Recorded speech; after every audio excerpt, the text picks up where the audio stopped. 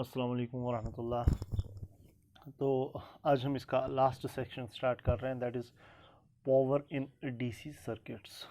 ठीक है, ओके। तो इसमें सबसे पहली चीज़ जो हम पढ़ेंगे that is heating effect of current. Heating effect of current, ठीक है, ओके। तो ऑलरेडी आप पढ़ चुके हैं कि किसी भी वायर में जब करंट फ्लो होती है उसकी कुछ रेजिस्टेंस होती है, ठीक है ना। Suppose we have a wire, we have a conductor over here, and we are applying the potential difference across its ends. So the electrons will be drifting towards the positive terminal. Electrons यहाँ की ओर जा रहे होंगे, लेकिन रास्ते में ये collide करते हैं पॉजिटिव कर्नल्स के साथ, ठीक है। तो जो ही ये इलेक्ट्रॉन्स मूव कर रहे होते हैं, जो ही ये कर्नल्स के साथ कोलाइड करते हैं, ये मूविंग इलेक्ट्रॉन्स की जो काइनेटिक एनर्जी होती है, चूंकि इलेक्ट्रॉन्स कोलाइड करके रुक जाएंगे, इनकी काइनेटिक एनर्जी कम होगी, और वो जो काइनेटिक एनर्जी कम होगी वो डिसिपेट होती है एज हीट, ठीक है। So that means heating effect किस वजह से है? It is due to collision of electrons with the positively charged kernels which is nothing but the resistance.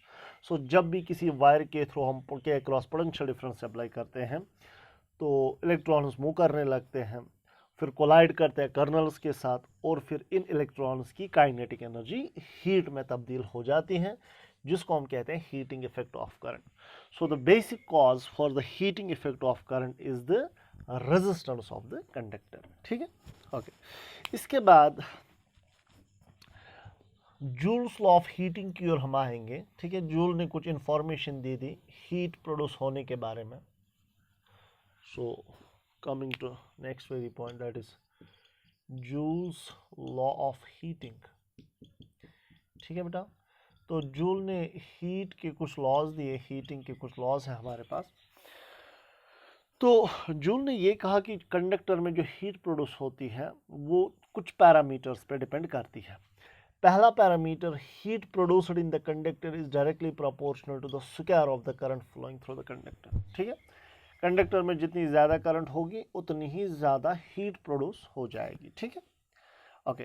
तो ये पहला पॉइंट था जूल्स लॉ का, but it depends upon the square of the current. और ये स्क्वायर की वजह से बहुत सारी चीज़ें अगर हम सोचेंगे आगे देखेंगे, सो स्क्वायर की वजह से बहुत ज़्यादा चीज़ें इसमें आ रही है, बहुत ज़्यादा इंपॉर्टेंस है स्क्वायर की वजह से, ठीक है। सो फिलहाल आपके लिए heat produced is directly proportional to square of the current flowing through the conductor, fine, okay. और नेक्स्ट पॉइंट जो था जूल का, उसने ये कहा कि हीट उतनी ही ज़्यादा प्रोड्यूस होगी जितनी ज़्यादा रेजिस्टेंस होगी।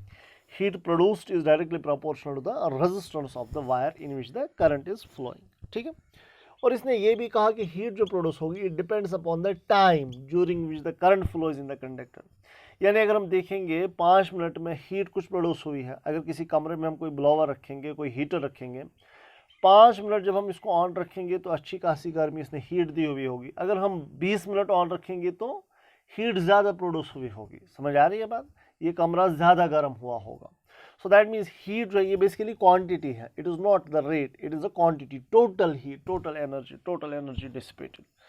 तो heat produced is directly proportional to the square of the current, heat produced is directly proportional to the resistance of the wire, heat produced is directly proportional to the time during which the current flows in the wire, ठीक है।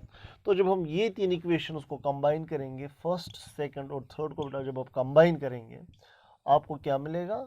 Heat is directly proportional to I square R T. समझ आया? तो proportionality constant खत्म जब हम करते हैं वो 1 आता है, तो हीट जो आएगा it is I square R T. Proportionality constant यहाँ पे 1 के बराबर है। So this is the amount of heat generated in the wire in which current I is flowing, whose resistance is R, और टाइम t में ये current इसके through flow हो रही है। तो ये बात कभी नहीं बोलेंगे, पहला फॉर्म हो गया हीट का, ठीक है, ओके। हम इसका दूसरा फॉर्म भी, ये फर्स्ट फॉर्म हो गया हीट का, हम इसका दूसरा फॉर्म भी पढ़ा सकते हैं। यहाँ पे हमें पता है current flowing in the conductor is equal to V by R। मैं हीट को निकालना चाहता हूँ in terms of applied potential difference, ठीक है। हीट को मैं निकालना चाहता हूँ, शाबाश, in terms of applied potential difference.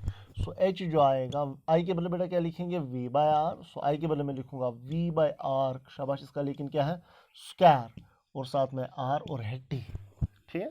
तो दैट मीन्स ये किसके बराबर आएगा? So it is simply is equal, यहाँ पे मैं लिखूंगा this will be equal to V square by R square, because square दोनों का है और साथ में आएगा R इंटू टी, एक R बेटा कैंसिल होगा। सो हीट प्रोड्यूस्ड किसके बराबर आई, हीट प्रोड्यूस्ड हमें आया V square by are T, ये और एक फॉर्म हो गया हीट का। सो हीट का और एक फॉर्म क्या है, V square by R T, fine. So if V volt is applied across the ends of the conductor whose resistance is R, so heat produced किसके बराबर होती है, V square by R T, कितनी देर इसके across से potential difference रहा। सो ये और एक फॉर्म हो गया हीट का, V square by R T, fine, okay. इसके बाद हम और एक फॉर्म, मेरे पास दो फॉर्म फिलहाल आ गए, मैं तीसरे फॉर्म की भी बात करूंगा। तीसरा फॉर्म हमारे पास है, मुझे पता है V is equal to IR, अभी R का वैल्यू मैं ढूंढूंगा और फिर इस इक्वेशन में R का वैल्यू मैं पुट करूंगा, ठीक है। तो R किसके बराबर आएगा बेटा, V बाई आई। तो फिर से इस इक्वेशन में लिखूंगा हीट किसके बराबर आएगी, आई स्क्वायर, आर के बदले क्या लिखेंगे, V बाई आई, शाबाश, इंटू टी। सो आई कटेगा, सो हीट किसके बराबर आई, V आई टी, ये और एक फॉर्म है हीट का। सो तीन फॉर्म्स मैंने पढ़े। सो अगर आप किसी भी कंडक्टर के cross V volt potential difference apply कर रहे हो, उसमें अगर करंट आई है और टाइम टी में करंट फ्लो हो रही है, तो आपको बताना है हीट किसके बराबर होगी, V आई टी। सो तीन फॉर्म्स मैंने आपको पढ़ाए। हीट किसके बराबर होता है, I square R T, heat is equal to V square by R T, और हीट किसके बराबर होता है, V I T, fine, simple, कोई परेशानी की बात नहीं है, सारा सिंपल है, ओके। इसके बाद जब हम बात करते हैं, सपोज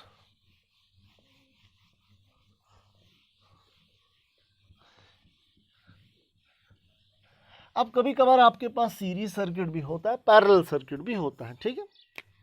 मान लीजिए आपके पास एक बेसिक सीरीज सर्किट में यहाँ पे ले रहा हूँ, this is the basic series circuit having 3 resistances in series. Again we have another circuit where 3 resistances have been connected in parallel, ठीक है। सो इस सर्किट में ये 3 रेजिस्टेंसेस सीरीज में है, उस सर्किट में 3 रेजिस्टेंसेस पैरेलल में है। अगर ये R1 है, ये R2 है, ये R3 है, इसी तरह से ये R1 है, ये R2 है और ये R3 है बेटा, ठीक है। तो मुझे बताना कि किसी एक पर्टिकुलर रजिस्टर में हीट कितनी प्रोड्यूस होगी। हीट के लिए दोनों फॉर्मूलाज वैलिड है, H is equal to I square R T, ये भी ठीक है, H is equal to V square by R T, ये भी ठीक है, फर्क कुछ भी नहीं है। और आप सीरीज में पैरेलल में ये यूज़ कर सकते हो, ये आपकी मर्जी है, आप सीरीज में दोनों यूज़ कर सकते हैं, पैरेलल के लिए भी दोनों यूज़ कर सकते हैं, ठीक है। अब लॉजिकली सीरीज में हर एक रजिस्टर के थ्रू सेम करंट फ्लो होती है मेरा, सीरीज में सेम करंट फ्लो होती है, यानी सीरीज में करंट सेम है। सो सीरीज के लिए खास ज़्यादातर फिर ये इक्वेशन यूज़ की जा सकती है, बिकॉज हर एक रजिस्टर के थ्रू तो करंट आए है ना, एक ही बार करंट को निकालना है, ठीक है। सो दैट मीन्स अगर मैं हीट देखूंगा, आई हर एक के थ्रू सेम होगा, सो जो रेजिस्टेंस ज़्यादा होगी वहाँ पर हीट भी ज़्यादा प्रोड्यूस होगी। सो ये बात लिख के रखिए आप, सीरीज सर्किट में जो हाई रेजिस्टेंस होता है वो ज़्यादा हीट जनरेट कर लेता है। सीरीज में मैं लिख रहा हूं, इन सीरीज, शाबाश, high resistance generates more heat. जो रेजिस्टेंस हाई होती है वो ज़्यादा हीट जनरेट करती है। बात आएगी पैरेलल के लिए, जब हम पैरेलल की बात करेंगे, पैरेलल में हर एक रेजिस्टर के थ्रू सेम करंट तो नहीं होती है, लेकिन हर एक के अक्रॉस पोटेंशियल डिफरेंस सेम होता है। सो ये इजी रहेगा यूज़ करना, अदरवाइज आप दोनों यूज़ कर सकते हैं। इसमें भी कितनी हीट प्रोड्यूस होगी आप ये लिख सकते हैं, आई स्क्वायर आर टी, लेकिन आपको पता होना चाहिए यहाँ पर कितनी करंट फ्लो हो रही है, समझ आया, ओके। तो यहाँ पे भी अगर हम बात करेंगे हीट किसके बराबर आएगा, V square by R T. तो यहाँ पे अगर हम देखेंगे लॉजिकली हर एक के क्रॉस वी तो सेम है, लेकिन एच और आर के बीच में इन्वर्स रिलेशन है, यानी आर जो कम होगा वहाँ हीट ज़्यादा प्रोड्यूस होगी, यानी पैरेलल में उल्टा होता है। इन पैरेलल, हाँ, लो रेजिस्टेंस जनरेट्स या डिसिपेट्स मोर हीट। पैरेलल में कौन ज़्यादा हीट डिसिपेट करेगा, जिसकी रेजिस्टेंस कम होगी। सीरीज में कौन सा रेजिस्टर ज़्यादा हीट जनरेट करेगा, जिसकी रेजिस्टेंस ज़्यादा होती है। और लॉजिकली अगर आप ये देखोगे भी, ये सिंपल है, बड़ी बात तो है नहीं। जब हर एक के थ्रू करंट सेम है, यहाँ पे भी वही करंट, यहाँ पे भी वही, यहाँ पे भी वही, अगर इसकी रेजिस्टेंस ज़्यादा होगी तो ज़्यादा कोलिजन्स होंगे और ऑटोमेटिकली करंट भी जो है, हीट भी जो है वो ज़्यादा प्रोड्यूस होगी, है ना। लेकिन यहाँ की अगर हम बात करेंगे, यहाँ पे उल्टा हो रहा है। यहाँ पे हीट जो है, अगर आप इस रिलेशन से देखना चाहोगे, सपोज इस रिलेशन से तो क्लियर है, अगर रेजिस्टेंस कम होगी हीट होगी ज़्यादा, लेकिन अगर मैं ये वाली रिलेशन यहाँ यूज़ करूँगा, ठीक है। सो मान लीजिए रेजिस्टेंस कम है, तो सर कम रेजिस्टेंस होने की वजह से हीट भी कम प्रोड्यूस होनी चाहिए थी, लेकिन जो रेजिस्टेंस कम है ना, यहाँ पर करंट डिवीजन होता है, जो रेजिस्टेंस कम है वहाँ से ज़्यादा करंट जाएगी। सो भले ही आर के कम होने से हीट शायद कम होती, लेकिन जिसका आर कम होगा वहाँ से करंट क्या होगी, ज़्यादा। और हीट डिपेंड करती है करंट के स्क्वायर पे, यानी अगर आप रेजिस्टेंस हाफ है, करंट हो जाएगा 4 times. So simple, that mean जो रेजिस्टेंस कम है, ऑल्दो रेजिस्टेंस कम है, रेजिस्टेंस कम होने से हीट कम हो सकती थी, लेकिन जिसकी रेजिस्टेंस कम है वहाँ से करंट ज़्यादा जाएगी। और हीट डिपेंड करता है करंट के स्क्वायर पे, तो करंट का ज़्यादा असर पड़ेगा, करंट का ज़्यादा इफेक्ट होगा। सो ऑटोमेटिकली फिर हीट क्या होगी, ज़्यादा। सो लो रेजिस्टेंस में हीट होगी ज़्यादा पैरेलल में। समझ आया? सो दैट मीन्स मैं सिंपली ये बताने की कोशिश कर रहा हूँ सीरीज में कौन सा ज़्यादा हीट जनरेट करेगा, जो रेजिस्टेंस ज़्यादा होगी, और पैरेलल में कौन ज़्यादा हीट जनरेट करेगा, जिसकी रेजिस्टेंस क्या होगी, कम। फाइन। सो फिलहाल हीट के बारे में हम पढ़ रहे थे, बेसिक चीज़ें हमने पढ़ ली।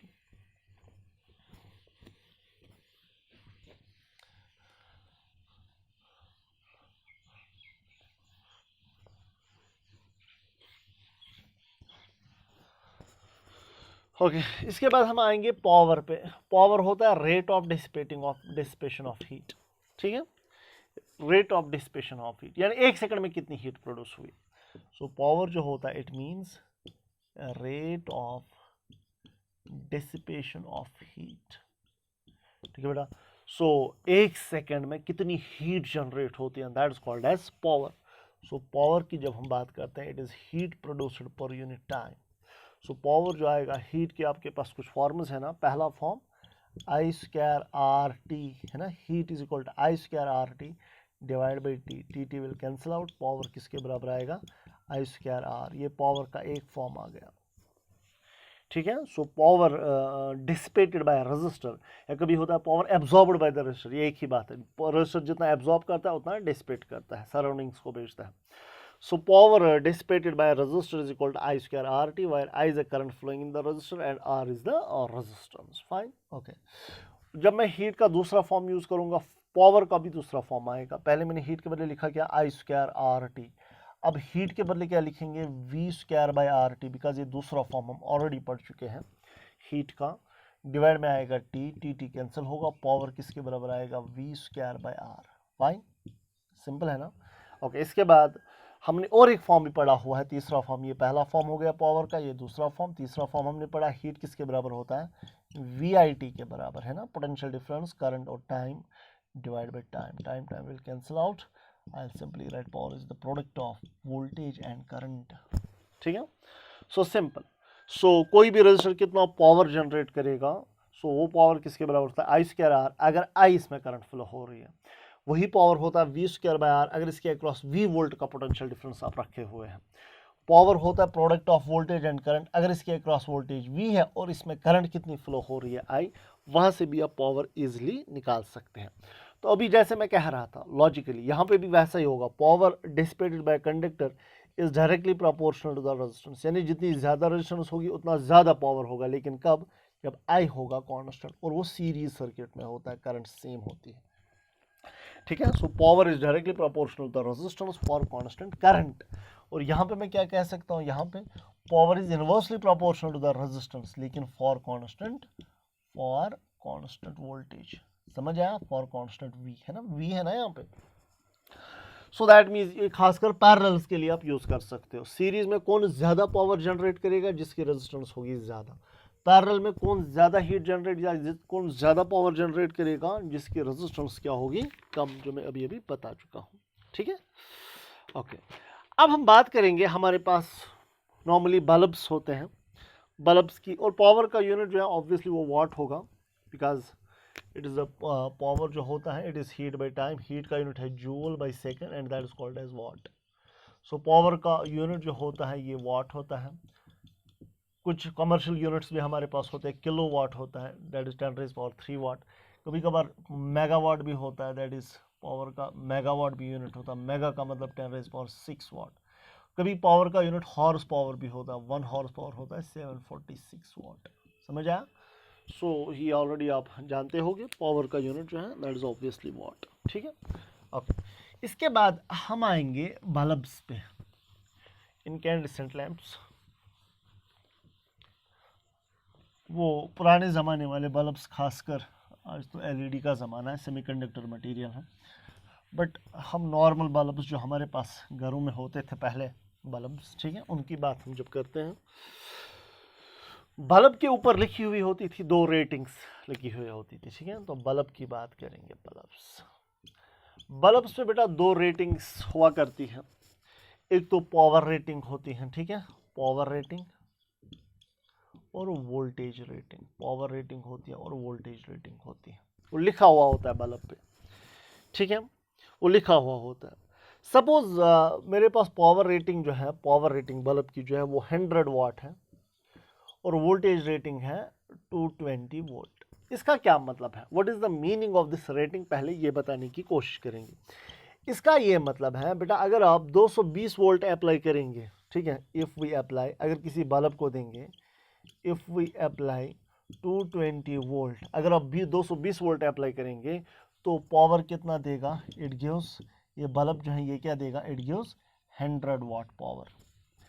यानी 220 वोल्ट पोटेंशियल डिफरेंस अप्लाई करने से कितना पावर देगा, 100 वाट का देगा, ठीक है।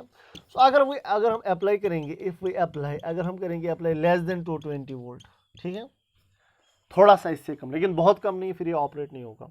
अगर हम अप्लाई करेंगे 220 से थोड़ा सा कम, तो ये क्या देगा, it gives less than 100 watt power. 220 volt दोगे तो ये 100 वाट पावर देगा, 220 वोल्ट से थोड़ा कम दोगे तो ये 100 वाट से थोड़ा कम देगा। लेकिन अगर आप 220 से ज़्यादा दोगे, if we apply greater than 220 volt, 220 से ज़्यादा वोल्टेज अप्लाई करेंगे, ये फ्यूज़ हो जाएगा बल्ब, यानी ये जल जाएगा। जलने का मतलब ये बर्न हो जाएगा, इसका फाइलामेंट ब्रेक हो जाएगा। यही मतलब है रेटिंग का। अगर आप 220 वोल्ट अप्लाई करेंगे तो ये 100 वाट का पावर देगा, अगर इसे थोड़ा सा कम वोल्टेज आपने दिया तो 100 वाट से थोड़ा पावर कम मिलेगा। अगर 220 वोल्ट से ज़्यादा वोल्टेज इसको दिया तो ये बल्ब जो है ये फ्यूज़ हो जाएगा, पावर नहीं देगा। ये लिमिटिंग वैल्यू होता है वोल्टेज का, ठीक है, ओके। और एक बात आपको बताते चले, बल्ब जो होता है, बल्ब की रेटिंग से, इसकी जो वोल्टेज रेटिंग होती है और जो पावर रेटिंग होती है, इस रेटिंग से हमें बल्ब की रेजिस्टेंस पता चलती है, ठीक है। From the rating we can conclude the resistance of the bulb. हमें पता है पावर जो होता है it is equal to V²/R, resistance फिर किसके बराबर आएगा, V²/P। अगर आप वोल्टेज रेटिंग पुट करोगे, पावर रेटिंग पुट करोगे, आपको रेजिस्टेंस मिलेगी। सो ये रिलेशन से पावर जो होता है इट इज V²/R, इससे अगर आप ये रेटिंग्स, रेटेड वैल्यूज आप पुट करेंगे, rated value of the power, rated value of the voltage, you will get the value of the resistance of the bulb and that is not going to change, ठीक है, वो change नहीं होनी है। तो जब मैं V का वैल्यू पुट करूंगा, क्या है, 220² डिवाइड बाई पावर का वैल्यू 100, तो ये बन जाएगा 484 ओम। सो बल्ब की रेजिस्टेंस यूजुअली होती थी 484 बल्ब की बेटा रेजिस्टेंस है। समझ आई बात, सिंपल, कोई बड़ी बात तो है नहीं। ओके, इसके बाद देख लीजिए क्वेश्चन क्या है। क्वेश्चन बहुत सिंपल है, बहुत आसान है।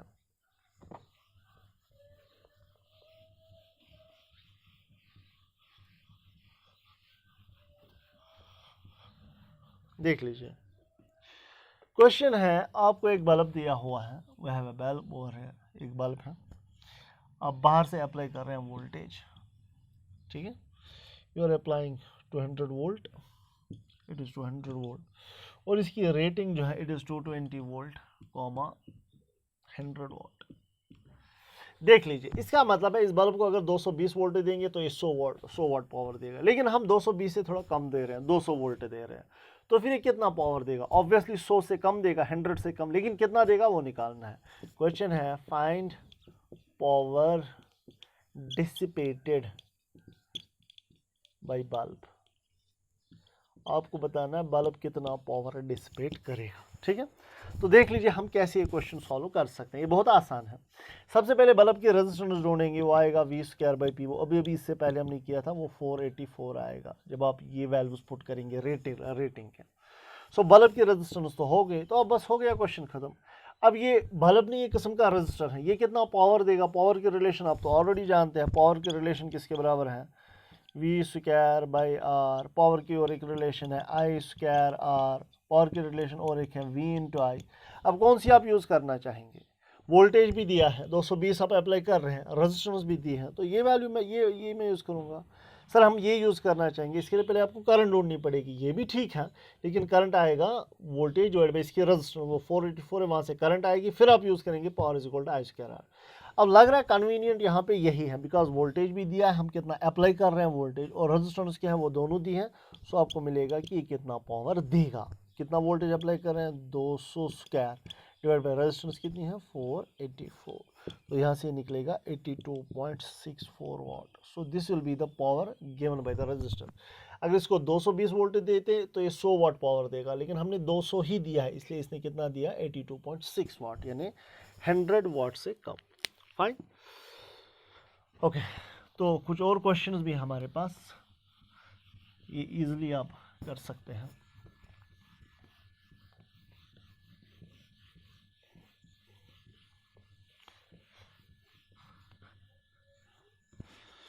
देख लीजिए, क्वेश्चन है 2 बल्ब्स ऑफ रेटिंग, 2 बल्ब्स हमारे पास हैं, 2 बल्ब्स, रेटिंग जो उनकी है, एक ही है 150 वोल्ट 100 वाट, ये एक बल्ब है, और दूसरे की रेटिंग जो है दैट इज 200 वोल्ट 200 वाट, ये 2 बल्ब से, ठीक है। क्वेश्चन है which of them glows brighter, which of, ये बेसिक क्वेश्चन है, देम ग्लोज ब्राइटर, दोनों में से ज़्यादा कौन ग्लो करेगा। पहला पार्ट इन सीरीज, जब हम इनको सीरीज में जोड़ेंगे, दूसरा पार्ट इन पैरेलल, जब हम इनको पैरेलल में जोड़ेंगे। क्वेश्चन सिंपल है, 2 बल्ब है हमारे पास, पहले हम इनको सीरीज में जोड़ रहे हैं तो कौन सा ज़्यादा ग्लो करेगा, फिर हम पैरेलल में जोड़ रहे हैं तो कौन सा ज़्यादा ग्लो करेगा। हमें पता है सीरीज में वही ज़्यादा ग्लो करता है जिसकी रेजिस्टेंस होती है ज़्यादा, पैरेलल में वही ज़्यादा ग्लो करता है जिसकी रेजिस्टेंस होती है कम। तो पहले इनकी रेजिस्टेंस हम निकालेंगे। तो पहले बल्ब की रेजिस्टेंस बेटा बताइए क्या होगी, है ना, V square by P, that is 150 square divide by 100। तो ये वैल्यू जब आप निकालेंगे इट कम्स इक्वल टू 225 ओम, ठीक है। पहले बल्ब की रेजिस्टेंस आ गई। दूसरे बल्ब की रेजिस्टेंस क्या होगी, V square by P, that is 200 square divide by P कितना है 200, सो R2 का वैल्यू क्या आएगा, ऑब्वियसली इट इज 200 ओम। तो बस हो गया क्वेश्चन आपका सॉल्व। तो पहले बल्ब की रेजिस्टेंस ज़्यादा है कि दूसरे की, पहले की ज़्यादा है, तो सीरीज़ में कौन ज़्यादा ग्लो करता है, जिसकी रेजिस्टेंस ज़्यादा होगी, दैट मीन्स सीरीज़ में पहला वाला बल्ब ज़्यादा ग्लो करेगा, यानी ये वाला बल्ब ज़्यादा ग्लो करेगा बिकॉज इसकी रेजिस्टेंस ज़्यादा है। और जब हम इनको पैरेलल में जोड़ेंगे तो ज़्यादा ग्लो कौन करेगा, पैरेलल में जब हम इनको जोड़ेंगे जिसकी रेजिस्टेंस कम होगी वो दूसरे बल्ब की है, तो ये ज़्यादा ग्लो करेगा।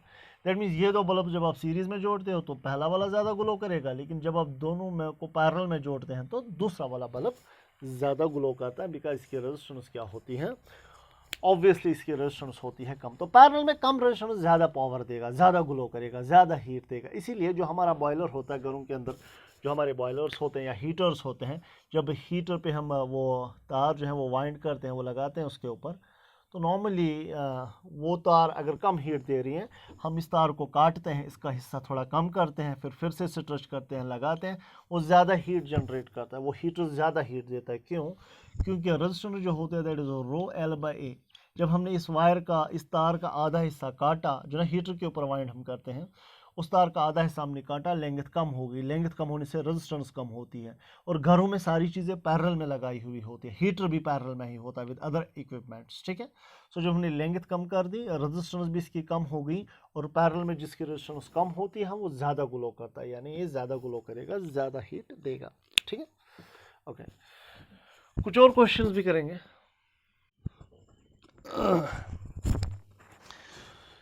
एक क्वेश्चन है आपके पास, वी हैव 2 बल्ब्स, 2 बल्ब्स है हमारे पास, ठीक है, 2 bulbs,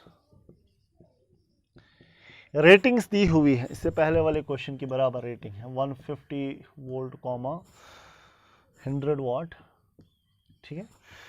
second is 200 volt and 200 volt 200 वाट, ठीक है। ये 2 बल्ब्स हैं हमारे पास, और कनेक्टेड इन सीरीज, इनको हमने सीरीज में जोड़ा हुआ है, और कनेक्टेड इन सीरीज, ठीक है, across 100 volt supply,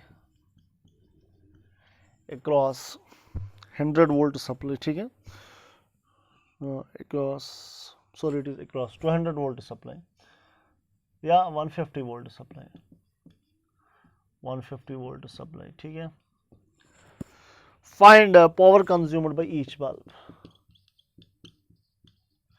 Find power consumed by each bulb. एक बल्ब जो है ये कितना पावर कंज्यूम करेगा, ये कितना डिसिपेट करेगा, एक ही बात है। सो सीरीज में ये दो बल्ब्स हैं, ठीक है, ये एक बल्ब मैंने बनाया, ये दूसरा बनाया। अब मैंने इनको रेजिस्टेंस से रिप्लेस किया हुआ है। इस बल्ब की आप इजीली रेजिस्टेंस निकाल सकते हैं रेटिंग से, जो कि अभी अभी आई थी 225 ओम, ठीक है। तो इसकी रेजिस्टेंस है 225 ओम, इसकी रेजिस्टेंस आई थी 200 ओम, ठीक है, और हम 150 वोल्ट सप्लाई दे रहे हैं। अब क्वेश्चन सिंपल है, हमें बताना एक बल्ब कितना पावर देगा। एक तरीका, पहले आप टोटल करंट निकालिए, वो आएगा 150 डिवाइड बाई टोटल रेजिस्टेंस, है ना। पहले आप टोटल करंट निकालिए, वो किसके बराबर आएगी, 150 डिवाइड बाई टोटल रेजिस्टेंस कितनी होगी, 425। ये करंट आई। अब यही करंट यहाँ से भी फ्लो हो रही है, यहाँ से भी फ्लो हो रही है, ये कितना पावर देगा, P1 होगा I स्क्वायर R1, है ना। I कितना है 150 बाई 425 स्क्वायर, और इसकी रेजिस्टेंस कितनी है 225। ये इतने पावर दिया, ये कितना पावर देगा I स्क्वायर R2, इसकी रेजिस्टेंस यानी यही स्क्वायर करना है मल्टीप्लाइड बाई 200, और आपको मिलेगा कि ये कितना पावर देगा। ये एक तरीका है, पहले टोटल करंट ढूंढो, फिर पावर आएगा I स्क्वायर R1, पावर आएगा I स्क्वायर R2। या तो इस वोल्टेज को आप वोल्टेज डिवाइडर रूल यूज कर लीजिए, इसको वोल्टेज निकालिए, इसका वोल्टेज निकालिए। जब वोल्टेज डिवाइडर रूल यूज करेंगे, इसका वोल्टेज आपको मिला, पर पावर आएगा V स्क्वायर बाय R, ये पावर होगा V1 स्क्वायर बाय R, इसका पावर होगा V2 square by R। Because power की ये भी रिलेशन ठीक है, पावर की वो दूसरी वाली रिलेशन भी ठीक है, आपकी मर्जी है। दैट मीन्स अगर आपको रजिस्टर के थ्रू करंट पता है, पावर की ये रिलेशन यूज करेंगे। अगर आप रजिस्टर के अक्रॉस पोटेंशियल डिफरेंस पता है, तो पावर की रिलेशन यूज करेंगे V स्क्वायर बाय R। लेकिन आप ये नहीं कहना कि इसकी ये पावर जो देगा, ये देगा power V square by R, V का ये वैल्यू पुट करेंगे, नहीं, वोल्टेज का वही वैल्यू पुट करना होता है जो बल्ब के अक्रॉस हो। सो ये वोल्टेज पहले डिवाइड हो जाएगी, फिर वो वोल्टेज वैल्यू आपको पुट करना है, वहां से आपको मिलेगा कि ये कितना पावर देगा, ठीक है। Okay, now moving on to next, देख लीजिए और एक क्वेश्चन है आपके पास। Two bulbs, we have two bulbs and their ratings are given as 30 watt to 100 volt. It is 30 watt to 100 volt, and other bulb is 60 watt to 100 volt and 60 watt to 100 volt. Fine, ये दो bulbs है आपके पास, are connected in series, are connected across 400 volt. Fine, find which of them, इनमें से find which of them will get fused, इनमें से कौन सा फ्यूज होगा जब हम इनको सीरीज में जोड़ेंगे। when connected in series, कौन सा फ्यूज होगा। दूसरा when connected in parallel, जब हम इनको पैरेलल में जोड़ेंगे तो कौन सा फ्यूज होगा। समझ आया, सिंपल। तो सबसे पहली बात, सबसे पहले हम इन दो बल्ब्स की बेटा रेजिस्टेंस जोड़ेंगे, ठीक है। तो पहले बल्ब की रेजिस्टेंस क्या आएगी, V square by P, that is 200 square by 30, और वो तकरीबन निकलता है 4000 बाई 3, ठीक है। ओके, R2 का वैल्यू जाएगा, दूसरे बल्ब की रेजिस्टेंस जाएगी, इसका भी ये पुट करके निकलेगा 2000 बाई 3, ठीक है। तो पहले बल्ब की रेजिस्टेंस आ गई, दूसरे बल्ब की भी रेजिस्टेंस पहले बल्ब की ऑब्वियसली ज़्यादा है, ठीक है। ओके, तो सबसे पहली बात, जब हम इनको पैरेलल में, सपोज मैंने इनको दूसरा पार्ट में मैं चूज़ करूँगा पहले, जब हम इनको पैरेलल में जोड़ेंगे, ठीक है। जब मैंने दोनों को पैरेलल में जोड़ा हुआ है, ये एक बल्ब है, ये दूसरा बल्ब है, इसकी वोल्टेज रेटिंग 200 वोल्ट है, इसकी भी वोल्टेज रेटिंग 200 वोल्ट है। समझ आया, हम दे कितना रहे हैं 400 वोल्ट, 400 में दे रहा हूँ। सो पैरेलल में वोल्टेज सेम होती है, यानी इसको भी 400 मिलेगा, इसको भी 400 मिलेगा, यानी रेटेड वोल्टेज से दोनों को मिला ज़्यादा, तो ये दोनों फ्यूज हो जाएंगे। सो जब दूसरा पार्ट जो होगा, जब हम इनको पैरेलल में जोड़ेंगे, ये दोनों फ्यूज हो जाएंगे, बिकॉज दोनों को जो वोल्टेज मिल रहा है 400, वो रेटेड वोल्टेज यानी 200 से ज़्यादा है, तो ये फ्यूज हो जाएंगे दोनों। तो दूसरे पार्ट का आंसर क्या आएगा, बोथ विल गेट फ्यूज्ड। तो पहले पार्ट का आंसर, जब हम इनको सीरीज में जोड़ेंगे तो बाहर वाला जो 400 वोल्ट है ये डिवाइड हो जाएगा, बिकॉज वोल्टेज डिवाइडर बनेगा, ये पहला ये दूसरा, ठीक है। हमने सप्लाई किया हुआ है 400 वोल्ट, फाइन। तो ये बल्ब की रेजिस्टेंस है 4000 बाई 3, ये बल्ब की रेजिस्टेंस है 2000 बाई 3। अगर बेटा ये दोनों रेजिस्टेंस सेम होती तो वोल्टेज का इक्वल डिवीजन होता, यानी इसको 200 वोल्ट मिलता, इसको भी 200 वोल्ट मिलता। समझ आया? चूंकि ये वाली रेजिस्टेंस ज़्यादा है इससे, तो इसको फिर हाफ नहीं मिलेगा, हाफ से ज़्यादा मिलेगा। यानी अगर ये दोनों इक्वल होते, इसको 200 मिलता, इसको 200 डिवाइड हो जाता, लेकिन चूंकि ये ज़्यादा, इसको फिर 200 से ज़्यादा मिलेगा, फिर ऑटोमेटिकली इसको 200 से कम वोल्टेज मिलेगा। सो पहले वाले को 200 से ज़्यादा मिलेगा, यानी पहले वाले को 200 से ज़्यादा मिलेगा, पहला वाला फ्यूज़ हो जाएगा। दूसरे वाले को 200 से कम वोल्टेज मिलेगा, वो फ्यूज़ नहीं होगा। तो पहले पार्ट का आंसर क्या है? पहला बल्ब, यानी 30 वाट 200 वोल्ट बल्ब विल फ्यूज़। जब हम इनको सीरीज़ में जोड़ेंगे और जब हम इनको पैरेलल में जोड़ेंगे तो दोनों फ्यूज़ हो जाएंगे। ठीक है, ओके। तो छोटा सा क्वेश्चन है, we have 4 bulbs which have been connected in the circuit as shown. Question is which of the bulbs will give more light?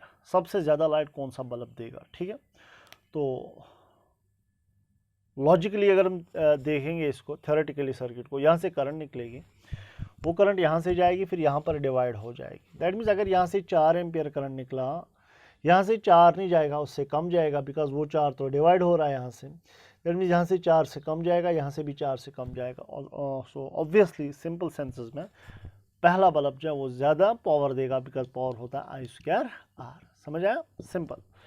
So that means यहाँ पर अगर हम देखेंगे सबसे ज़्यादा करंट पहले वाले बल्ब के थ्रू जाएगी, बिकॉज वो करंट तो सोर्स से कनेक्ट है, ये वाला बल्ब, तो इसके थ्रू मैक्सिमम करंट फ्लो होगी सबसे ज़्यादा, तो यही सबसे ज़्यादा इल्यूमिनेट हो जाएगा। ठीक है, ओके। एक नोट पॉइंट आपको बताते चलिए, अगर हमारे पास एक वायर है, वो पावर डिसिपेट कर रही है कुछ, suppose that is dissipating the power P। If a wire is dissipating, एक वायर जो है ये डिसिपेट कर रही है पावर P, मैं लिख रहा हूँ note point, if a wire is dissipating power P ये डिसिपेट कर रही है एक वायर। ठीक है, और अगर इसकी resistance, and if its resistance is made, और इसकी रेजिस्टेंस जो है हम कर देंगे n टाइम्स, रेजिस्टेंस क्या कर दी हमने? n times.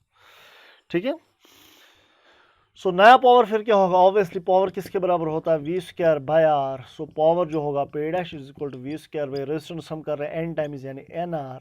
सो P' क्या आएगा? ये पहला पावर था V² बाय R, यानी P बाई N। सिंपल। एक वायर जो है अगर ये पावर P दे रही है, ठीक है, अगर हम इसकी रेजिस्टेंस n टाइम्स कर देंगे तो पावर कम हो जाएगा, रेजिस्टेंस बढ़ गई ना, सो पावर कम हो जाएगा। अभी कितना पावर देगा? P by N। और ये हर एक के अक्रॉस हम वोल्टेज भी अप्लाई कर रहे हैं, या सिंपली आप कह सकते हैं कि ये जो है ये पैरेलल कॉम्बिनेशन की बात हो रही है, पैरेलल्स में ऐसा होता रहता है। ठीक है, ओके। अब एक बात, लास्ट एक नोट पॉइंट आपको बताते चलें, एक नोट पॉइंट है आपके पास, बस नेक्स्ट लेक्चर में एक क्लोज हो जाएगा, ये चैप्टर ही क्लोज हो जाएगा। ठीक है, ओके। क्वेश्चन इज, ये नोट पॉइंट है, क्वेश्चन नहीं है, एक नोट पॉइंट है हमारे पास।